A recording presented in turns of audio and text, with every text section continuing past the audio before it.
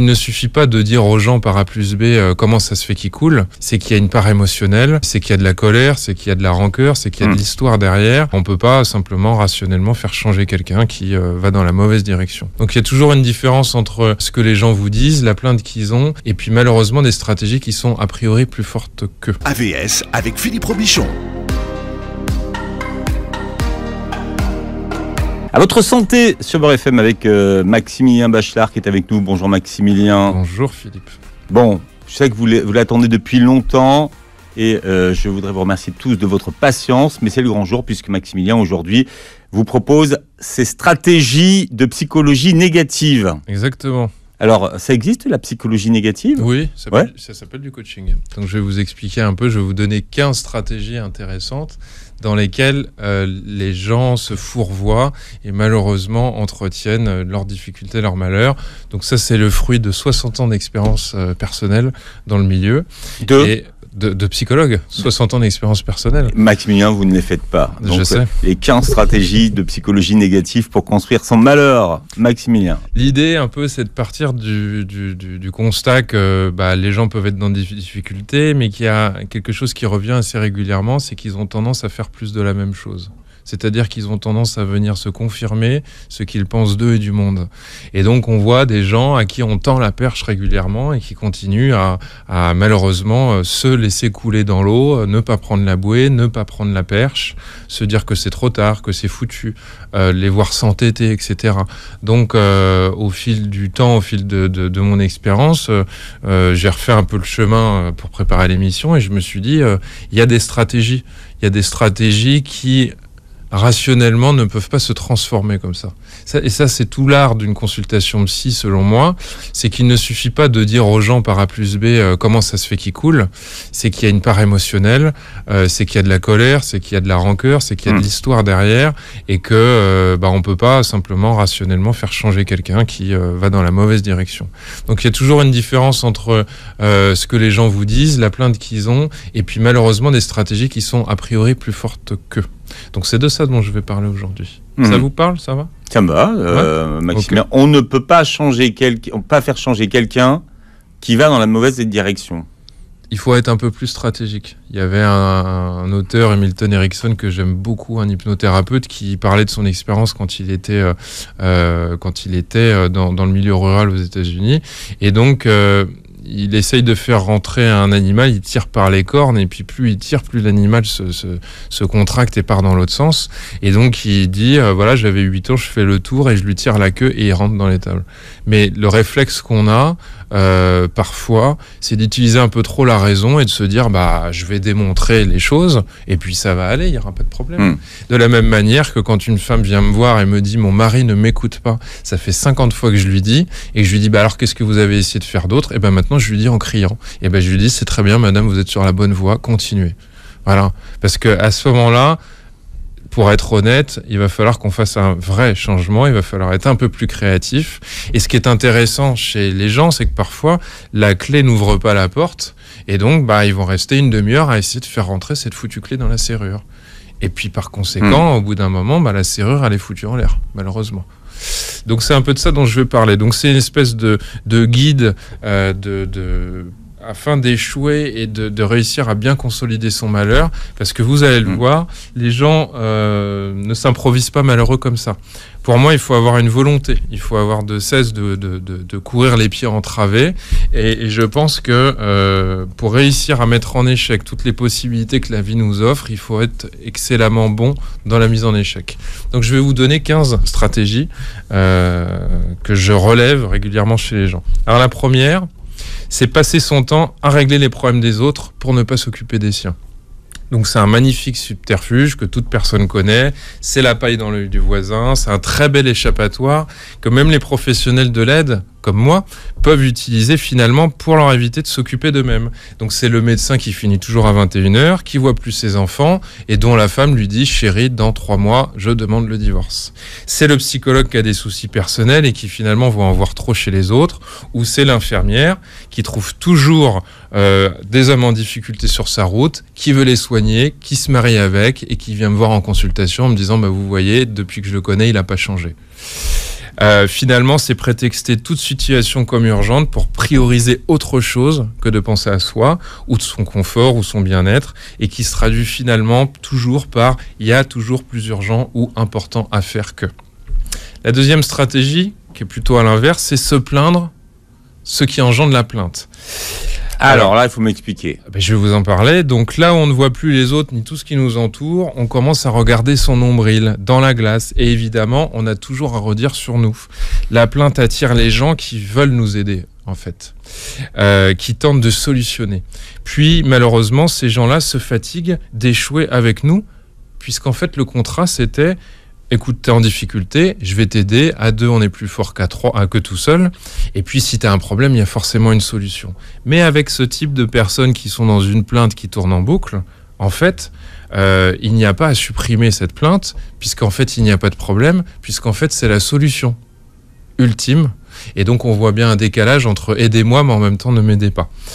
Parfois, c'est moins subtil. On refuse d'emblée l'aide ou les solutions pour garder même un lien culpabilisant avec les autres. Et donc là, je vais peut-être un peu froisser certains, mais ça, c'est une spécialité que font certains vieux ou les Méditerranéens qui souffrent, mais on ne peut rien pour les aider, mais ils souffrent, mais c'est pas grave. Et donc, on les regarde et on a une espèce de distance où on peut pas aider et on voit l'autre en difficulté. C'est un mode de fonctionnement, finalement, la plainte comme mode de fonctionnement pour qu'on s'intéresse à nous. Mais il y aurait presque un titre de bouquin à faire, la plainte comme mode de relation au monde. Voilà. Ouais. Très beau bouquin qu'on pourrait faire.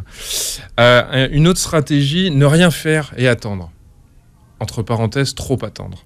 Donc ça, c'est la stratégie de l'autruche. On met les miettes sous le tapis, on laisse les poubelles s'empiler. Ça consiste à éviter de solutionner les problèmes. Surtout quand ils sont petits, et les évacuer au fur et à mesure. Alors l'intérêt, quand vous payez vos factures au fur et à mesure, c'est que vous n'avez pas de surprise. Vous faites votre vaisselle de temps en temps, donc vous vous retrouvez pas avec une grosse difficulté à gérer. Donc la plupart du temps, quand on fonctionne comme ça va engendrer des ennuis, des conflits, du désespoir chez les gens. Donc mécaniquement, en repoussant, on n'a pas fait disparaître le problème. Pourquoi ne rien faire également ? Souvent parce qu'on veut éviter les conflits en pensant que les problèmes vont disparaître par magie. C'est la stratégie de se cacher derrière ses mains comme un enfant. Donc pour réussir cette stratégie, c'est simple, il faut bien laisser pourrir les problèmes et surtout les ressortir quand ils sont mûrs et que c'est trop tard. Laisser les problèmes s'empiler, laisser les limites se repousser et attendre l'explosion. Par exemple, c'est refuser de parler d'un petit souci en couple et laisser l'autre nous harceler. Pourquoi pas qu'on se dise qu'il est pervers narcissique. J'ai un petit coucou à Karima, on a discuté de ça, ça lui plaît cette notion. Et jusqu'à qu'il nous quitte en fait. Alors Karima, c'est Karima Chadibaou, hein, pour ceux qui ne sont pas... apparemment, comme on l'appelle. Alors ça, c'est son nom de code, mais qui reste entre nous, maintenant, il est officiellement publié. Merci, Karima. La magie des réseaux sociaux. Donc, c'est un peu le principe de la cocotte minute qui monte en pression, mais sans le système de soupape. Donc, c'est la chronique d'une explosion annoncée. Une autre stratégie, à l'inverse, c'est ne pas savoir lâcher quand il faut. Donc, c'est insister. Ne pas laisser les choses parfois s'écouler, vouloir tordre le temps, accélérer les choses, tordre la volonté de l'autre, se dire que finalement, il faut qu'il fasse comme on le veut, et bien évidemment dans notre sens, et quand on est prêt et quand on le désire. Donc ça renvoie à l'impatience. Impatience, l'adjectif impatient, il a des origines grecques qui signifie souffrir, supporter, endurer, avec l'idée d'une résignation. Donc, il y a une phrase que j'aime bien de Boris Vian qui dit « Lutter n'est pas avancer ». Ça correspond tout à fait à cette stratégie. Et finalement, on est dans la question de l'acharnement, employer tous les moyens pour maintenir en vie. Mais la question qui se pose toujours, c'est à quel prix ? Et bien souvent, quoi qu'il en coûte, coûte que coûte.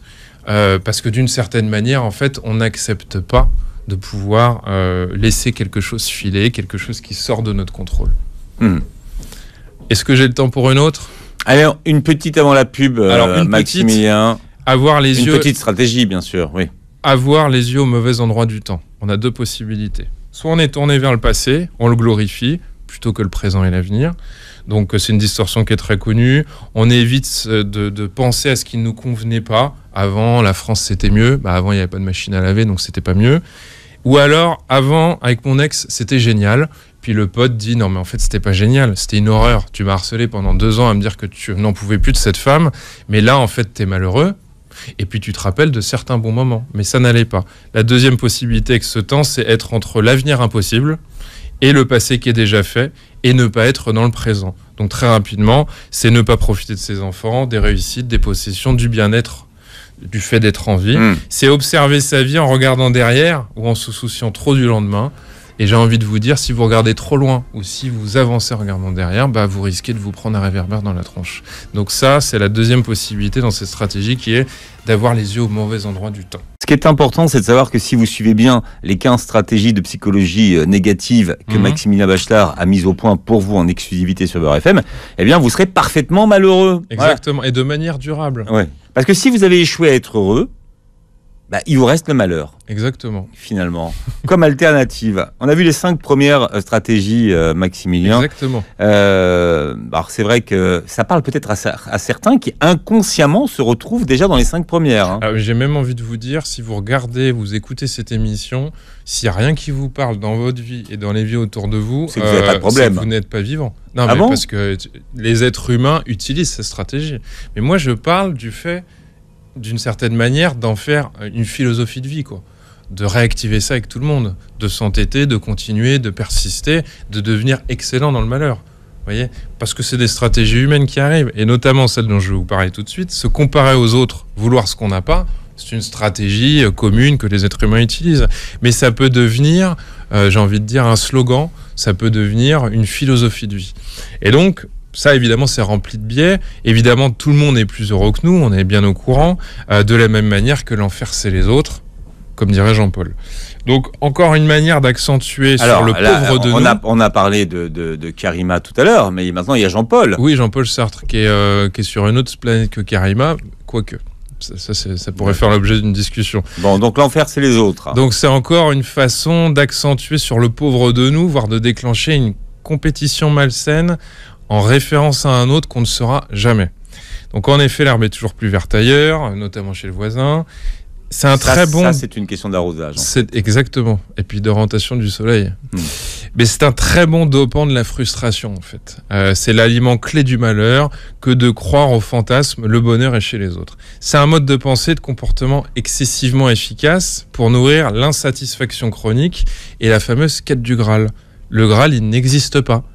Mais courir après cette chimère, c'est excitant et ça chasse l'ennui de sa propre vie. C'est un leurre qui permet de ne pas trouver son propre chemin, mais cependant, l'illusion d'avancer fait tenir les gens.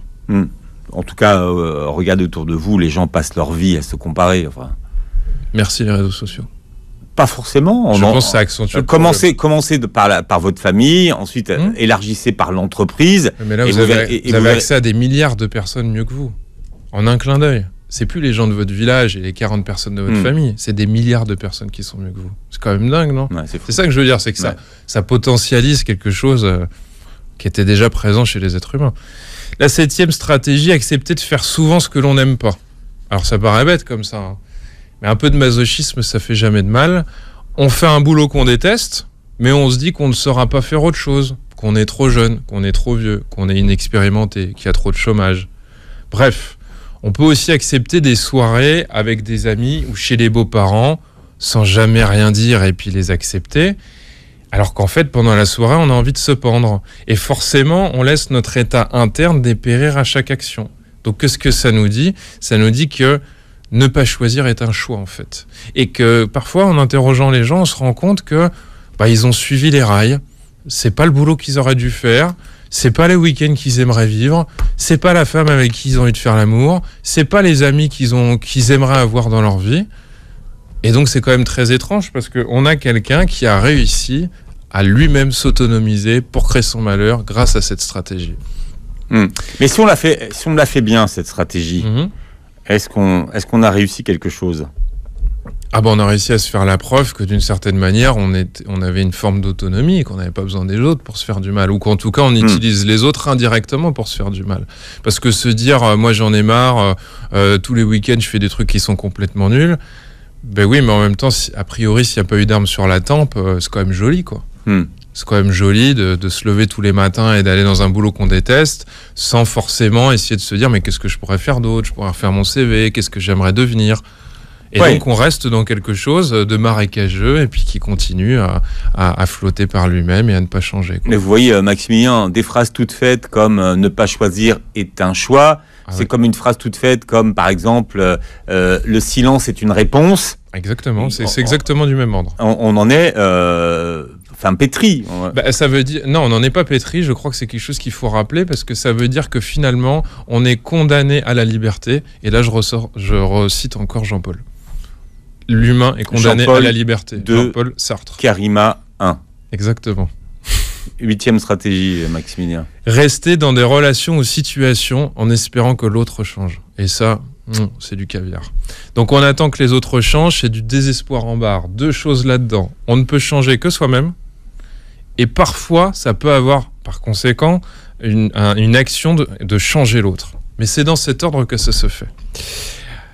Parfois, les gens attendent que l'autre change et on est dans un bras de fer implicite. Je reste, je me fais peut-être souffrir, mais je fais une forme de résistance passive jusqu'à que l'autre change. De l'extérieur, les deux sont aussi têtus l'un que l'autre.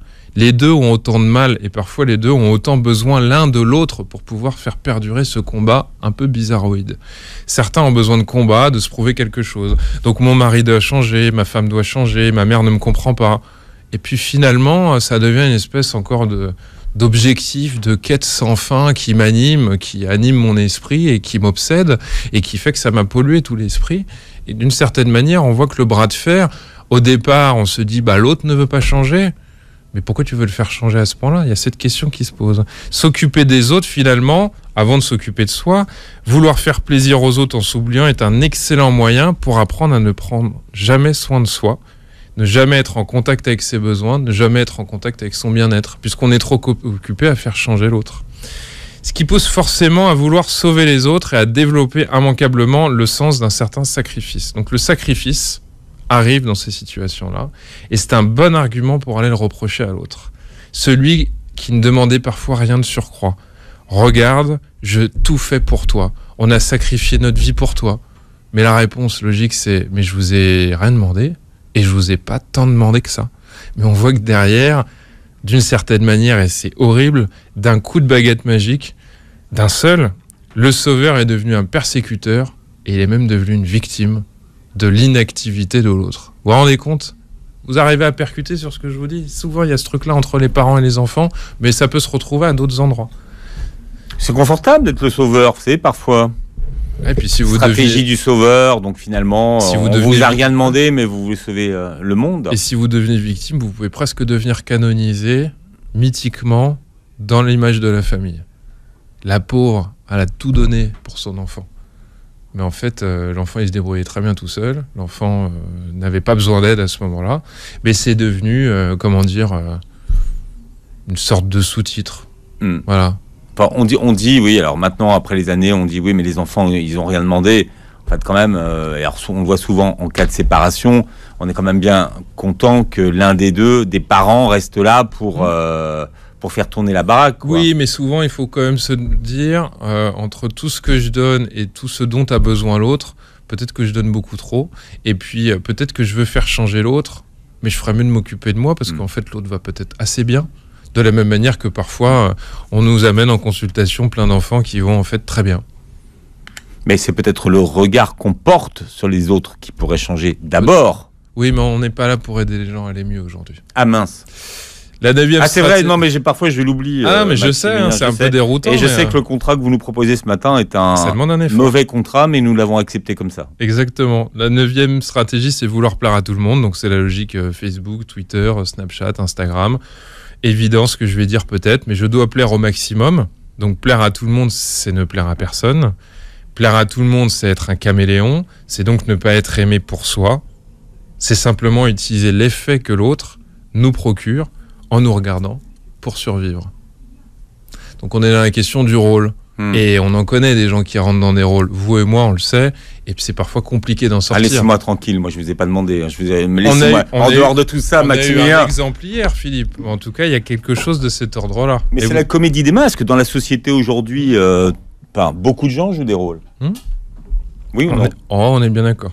D'accord. Mais il y a des gens qui jouent mal, il y a des gens qui jouent bien, il y a des gens qui... Après, c'est des rôles de plus ou moins de composition. Exactement. Mais à quoi ça sert de jouer un rôle? Ça, c'est encore une autre question. Mais vous êtes en train de me faire changer d'émission. Je reviens dans notre émission. Mais c'est moi qui vous ai fait sortir, je sais bien. Une 10e stratégie. Allez, on passe un peu plus vite. Se porter sur les choses matérielles. Alors ça paraît évident, mais chez certains, c'est une obsession, c'est une façon de fonctionner. Les choses matérielles, elles sont parfois un maître étalon dans notre réussite. Elles peuvent nous être enlevées. Donc, par définition, elles créent une insécurité. Donc là, je fais un petit dérapage et je vais vers la pensée bouddhiste qui nous dit en substance que l'attachement, en fait, est source de souffrance, puisqu'un jour, on n'aura peut-être plus ce qui nous entoure.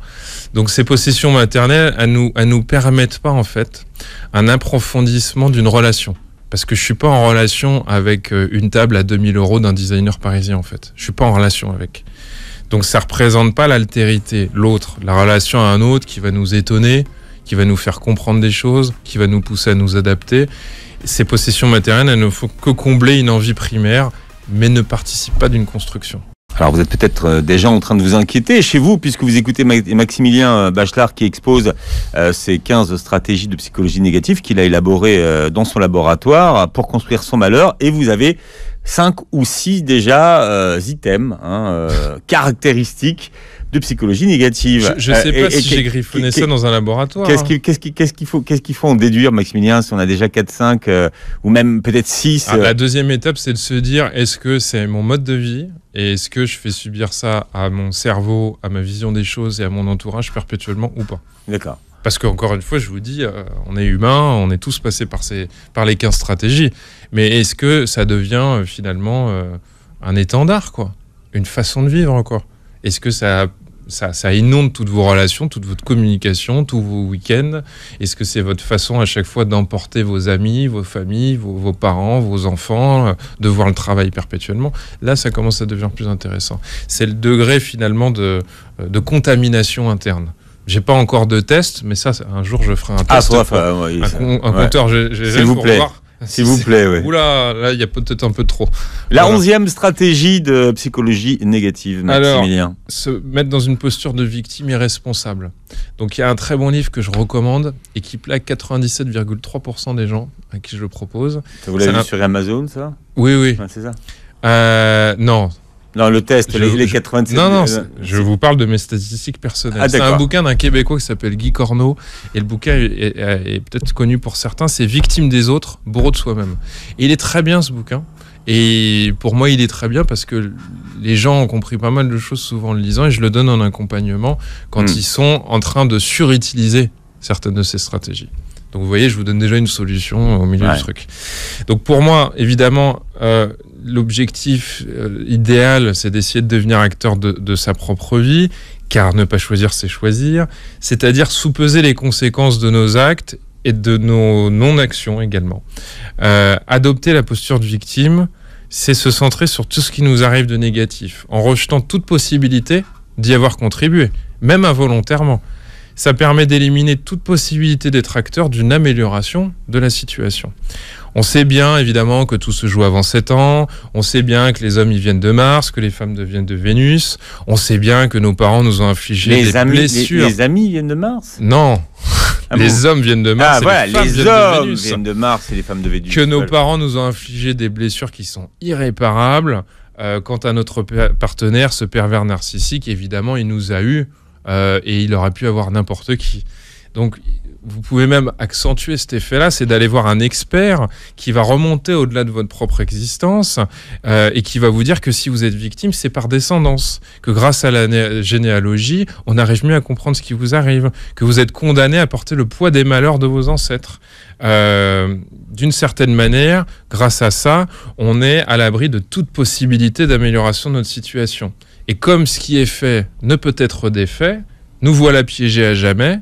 Et pour que le processus fonctionne, il faut bien veiller à ce que la responsabilité de nos malheurs échappe totalement à notre maîtrise. Comme on n'est plus acteur de ce qui nous arrive, il ne nous reste plus qu'à subir ce que le monde, les autres, nous imposent, tout en nous lamentant de cette injustice. Mais vous passerez ça au ralenti. La 12e stratégie... Non, Maximilien, ce qui est important dans vos stratégies, c'est qu'on puisse les digérer là, pour qu'on passe une mauvaise journée. Évidemment. Sinon, c'est raté. Je suis pas sûr que se permettre de passer une mauvaise journée, mais c'est déjà peut-être scanner un petit peu notre façon de fonctionner. La 12e stratégie, c'est s'attribuer la responsabilité de tout événement. Donc, je vous avais proposé une émission, fait 9 ans que je vous la propose, sur le syndrome de la mère nourricière. Concept que j'ai élaboré dans mon laboratoire. Et donc, ça, c'est un exemple typique du fait de s'attribuer de la responsabilité et de la surresponsabilité aux choses. Qu'est-ce que j'ai fait de mal pour que mon fils aille pas bien? Ça permet parfois de ne pas se donner la possibilité de changer ce qui est à portée de main. Et de se lamenter sur ce qu'en fait, quelque chose qui ne provient pas forcément de nous. Si mes enfants vont pas bien, tout n'est pas forcément de ma responsabilité. Si les gens passent une mauvaise soirée, c'est pas forcément à cause de moi. C'est se croire parfois en plus bien trop important, Ouais. ou de prendre l'autre peut-être pour un idiot ou pour un irresponsable. Être un peu parano, peut-être, non? Vous êtes en train de dire que le syndrome de mère nourricière, c'est une forme de paranoïa? Je vous interroge, Maximilien. Mais je vais réfléchir. Mais sincèrement, ça me questionne. 13e, on arrive au chiffre 13. Croire que nous savons ce que l'autre pense. Donc, comme pourrait dire Steve, the mind reading. Donc, la lecture de pensée. La surinterprétation qui ne laisse plus le choix à l'autre de nous voir autrement qu'on le croit. Le problème, c'est qu'on a tendance à partir sur une hypothèse, qu'on prend donc pour une vérité, et donc à construire un problème sans l'aide de l'autre. L'autre hoche la tête, donc on interprète. Il nous dit merci, donc on se dit en fait il nous déteste, il se fout de nous. C'est finalement refuser de laisser une chance à la relation. Potentiellement, c'est s'attribuer un pouvoir de prédire, puisqu'on empêche l'autre d'avoir son propre avis, de nous surprendre, et donc on se confirme une fatalité d'une manière générale. Ça vous parle? Enfin, c'est un peu se faire des films. Oui. Mais ça, c'est une bonne manière, encore une fois, d'utiliser malheureusement comme alibi les gens autour de nous sur cette planète et de répondre à leur place pour venir alimenter notre système autonome qui crée du malheur. Parce que vous êtes ça marche bien dans les couples, ça, Maximilien. Vous savez que souvent dans les couples, chacun des partenaires se fait son propre film et finalement, la vérité n'a rien à voir avec tout ça. Eh ben, c'est justement un très bel indicateur dans un couple parce que ça arrive forcément. Mais que si ça devient le mode privilégié de relation et que ça entache 95% des échanges et qu'on ne peut plus parler parce qu'on est persuadé que l'autre pense un truc et inversement, ça c'est un indicateur qui nous dit que oula, ça va être chaud, il va falloir déminer tout doucement tout ça parce que le couple il est peut-être justement en fatigue. Ou peut-être se parler tout simplement. Mais oui, mais si on se parle et qu'on continue à surinterpréter, la question elle n'est pas là en fait, elle n'est pas de plus ou de moins communiquer. La question est où alors ? De faire vraiment autrement. Donc pour les systémiciens qui m'écoutent, de passer à un changement de type 2, c'est-à-dire arrêter de faire plus de la même chose. En croyant obtenir un résultat différent. Exactement. Et ça, c'est Albert. Enfin, Albert 1. Albert 1, Albert E. Ouais. 14e stratégie, exiger de soi des attitudes irréprochables et oublier qu'on est des êtres humains. Donc évidemment, là, après les systémiciens, je fais un coucou aux psychanalystes, vive le surmoi, c'est-à-dire tous ces interdits parentaux qu'on a intégrés, vive la discipline excessive des parents, vive les attentes irréalistes. Souvent, on n'attend pas autant de notre entourage qu'on attend de soi, et donc il n'y a pas de place pour le nul n'est parfait. La 15e et dernière stratégie, alors elle est de 2 possibilités. Soit on se met à raisonner émotionnellement, parfois, en oubliant de regarder les choses de manière froide, intellectuelle, ou à l'inverse, se mettre à raisonner sur le plan intellectuel et ne pas écouter ses émotions ou son intuition. C'est-à-dire à chaque fois dégainer le mauvais objet, c'est-à-dire mettre du cœur là où il faut une clé à molette, ou mettre de la comptabilité là où il faut juste un peu de bienveillance. Donc ça amène par exemple à un management comme c'est parfois à la mode par l'amour, alors qu'il faudrait un peu plus de choses carrées. Ou alors se mettre à raisonner un terroriste ou quelqu'un qui est en pleine crise psychiatrique, alors que la raison ne l'atteint pas du tout, et que la question, ça va peut-être être de baisser un peu le niveau sonore, d'être apaisant, et d'arrêter à ce moment-là de se dire, intellectuellement, il va comprendre qu'il fait une bêtise. Donc je ne sais pas si vous voyez bien la différence entre être sur une question émotionnelle ou être sur une question plutôt raisonnable. Ça dépend des moments. Il y a des moments où c'est la raison qui parle, il y a d'autres moments où ce sont les émotions qui parlent. Exactement. Et donc, il y a un temps pour tout. Et donc, pour pouvoir réussir à mettre en place cette stratégie, il faut commencer à mettre de l'émotion là où, en fait, il est question de chiffres. Et il y a des moments où il faut se mettre à être finalement pragmatique, alors qu'il faudra arrêter d'être pragmatique, mais simplement un peu plus humain. Voilà cette dernière stratégie. Bien, alors donc maintenant, une fois qu'on a les 15 stratégies de psychologie négative pour construire son malheur, je vous invite d'ailleurs à les réécouter, à les revoir, pour être sûr de bien les maîtriser, les posséder. Comment on reset tout ça? Comment on fait le reset des stratégies? Alors, ça me rappelle la devise d'un collègue, Gilbert, à qui je fais un coucou, et qui me disait... Alors Gilbert, il n'a pas de nom, celui-là on ne le connaît pas. Non. Encore. Pas encore, mais ça viendra. Bon. Et qui me disait qu'une devise qui lui était chère, c'était désapprendre l'espoir pour apprendre la motivation. Désapprendre l'espoir pour apprendre la motivation. D'accord. Je trouve que c'est pas mal comme slogan. Vous voyez que si vous voulez à un moment donné, si vous n'arrivez plus à sortir de ces stratégies parce que vous les avez tellement appliquées que ça devient une seconde nature, je crois qu'il y a des questions à se poser sur est-ce que je suis vraiment en relation avec les gens ? Est-ce que je préfère avoir raison ou tout perdre ? Est-ce que finalement j'aimerais plutôt fustiger quelqu'un et le rendre responsable de mes problèmes ? Ou est-ce que je peux me donner peut-être la possibilité d'échouer et donc de gagner ? Voilà. Ça vous parle ? Je vous vois dubitatif. Non, je vous écoute, Maximilien. Vous avez 3 heures toute la journée pour réfléchir. Bon, et vous pourrez donc réécouter cette émission avec les 15... oui. Et je dédicace cette émission, parce que ça c'était important pour moi, à l'Auvergne et à la Tunisie. Et les deux se reconnaîtront. Ah, ce sont des gens ? Non. Non, d'accord. Ce sont des régions ? En partie. Vous voulez qu'on en parle ?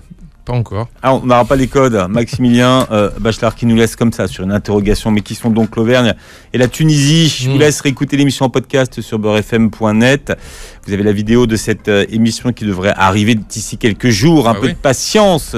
En tout cas, on vous demande de commenter, de poser vos questions à Maximilien si vous en avez. Donner leur score sur 15, tiens. Allez, bonne idée. On va faire travailler un peu les commentaires, ils seront un peu plus originaux. Voilà, mettez sur 15 un numéro /15. Je suis à 8, je suis à 9.